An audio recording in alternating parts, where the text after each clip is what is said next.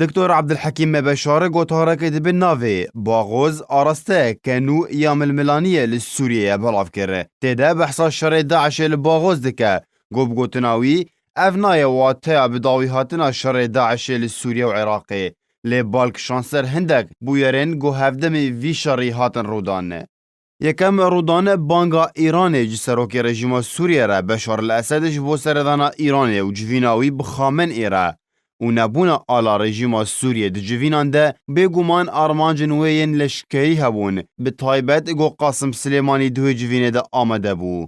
هروها جوینا سروک ارکان رژیم سوریه و ایران و عراق پشتی جوینا طهران به آمده بونا روسیا تیواته گو کارکی لشکری لسوریه و ورکرن به هماهنگیا روسی.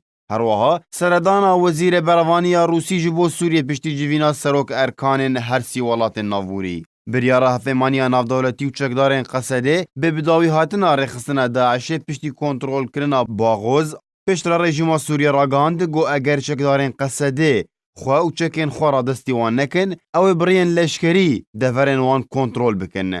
هروها گوتنین شانده امریکی تایبت جبو سوریه جیمز جفری به پیوستیا آوا کرنا دفرک آرام لباکور سوریه. هروها گوتناوی گو قصده نابه بشک جوه دفره و گلک بویرندن تین واتیا گوه گوهرتنه کمازن ده دفره در رو بده. گو اگر های شانن و شارتین داعش بردوان بن ده ایریشن خود لسرهزن امریکی و چکدارن قصده لسوریه. یانجی ناوندن امریکیش آلی میلیسن شیعی لسوریه ورن آرمانج کرن پشتی جوینا سروک ارکانن هر سی ولات نافوری. هروها اگر هیا گو گروپن چکدارین بسر رژیم سوریه و ایریشی چکدارین یه پگه بکن لدفرین دیرا زوری و من بج اوراقایا.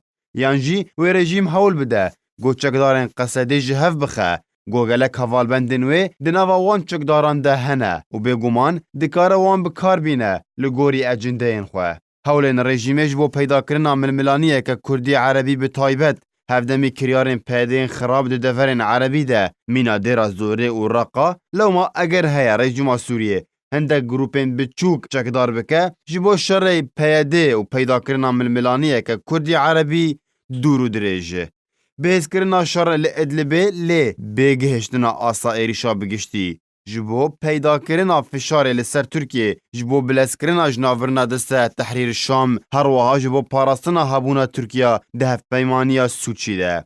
اگر داویجی اوه گو رژیم سوریه ریخستنه که نو آوا بکه و بگومان و کار بکه لسر شانن و شارتین داعش لسوریه جبو پیاما خواب بپاریزه گوبریاوه هل وستا جواکا ناف دولتی گوهرد او جی پیاما یان رژیم یان جی ترور.